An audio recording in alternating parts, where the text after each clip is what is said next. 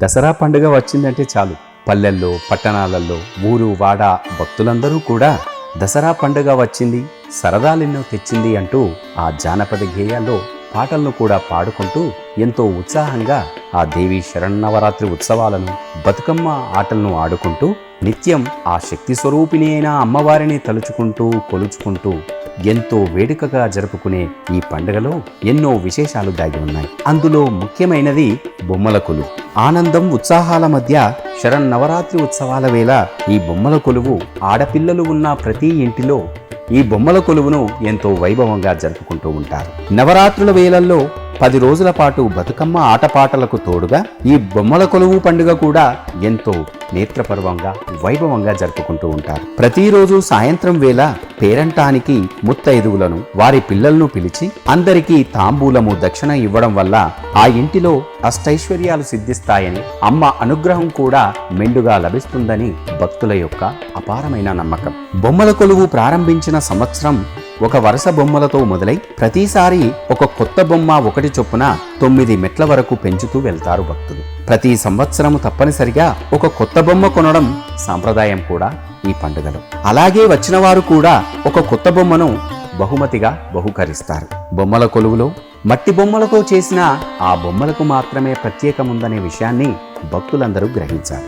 సంస్కృతి సాంప్రదాయాల నీతి కథలు, పురాణ గాథలు, ఇతిహాసాలు ఆ పిల్లలందరికీ బోధపడేలా ఈ బొమ్మల కొలువును తీర్చిదిద్దుతారు. దేవుని బొమ్మల్లో ఉండే వినాయకుడు, సీతారాములు, రాధాకృష్ణులు, లక్ష్మీదేవి, సరస్వతీదేవి, పార్వతీదేవి వివిధ రూపాలను, ఆ అమ్మవార్ల రూపాలను, విగ్రహాలను ఈ బొమ్మల కొలువులో పెట్టి పూజించుకోవాలి. వాటితో పాటు పెళ్లి తంతు బొమ్మలు, హాస్య బొమ్మలు, బామ్మ తాత, గోపికలు, వివిధ జంతువుల బొమ్మలు, పక్షుల బొమ్మలు, పండ్లు, చెట్ల బొమ్మలు, ప్రయాణ సాధనాలకు సంబంధించిన బొమ్మలను కూడా ఈ బొమ్మల కొలువులో ఉంచి ప్రత్యేక పూజలు నిర్వహించాలి. తెలుగింటి సంబరాల సమాహారం ఈ దసరా పండుగ. అంటే దేవీ నవరాత్రులు, ఆ అమ్మవారి అలంకరణలు మాత్రమే కాదు, చూడచక్కని బొమ్మలు. ఈ సందర్భంగా జరిగే పేరంటాలు కూడా దసరా నవరాత్రుల్లో చల్లని సాయంత్రం వేళ ఆ బొమ్మల కొలువుకు వెళ్లడం ఆ మహిళా భక్తులందరికీ కూడా ప్రత్యేకమైన అనుభూతి కలుగుతుంది. బొమ్మల కొలువు అంటే చిన్న పెద్ద అందరికీ కూడా ఒక గొప్ప వేడుక, ఒక గొప్ప పండుగ కూడా. రంగురంగుల బొమ్మలను చూడడం ఆ పిల్లలందరికీ కూడా ఎనలేని ఆనందాన్ని ఇస్తే, వాటిని ఓ క్రమ పద్ధతిలో అందంగా అమర్చడం పెద్దవాళ్ళందరికీ కూడా అంతులేని ఉత్సాహాన్ని ఇస్తుంది. అందుకే ఈ వేడుకల్లో ఇంటిల్లిపాది భాగస్వాములే అవుతూ ఉంటారు.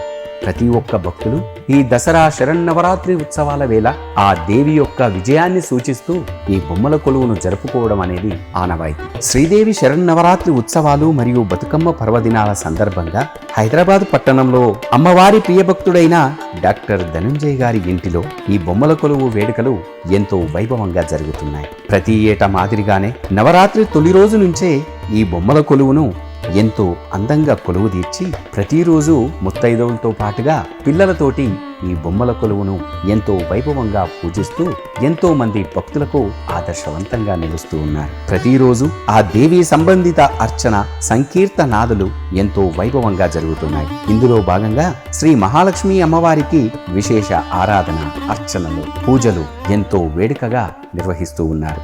అత్యంత మహిమాన్వితమైన ఆ దుర్గాదేవి అమ్మవారి నవరాత్రి ఉత్సవాల్లో ఎంతో వైభవంగా జరుగుతున్న బొమ్మల కొలువుల్లో వివిధ ప్రాంతాల నుండి పెద్ద సంఖ్యలో భక్తులు పాల్గొని ఆ అమ్మవారి కృపకు పాత్రలవుతూ ఉన్నారు.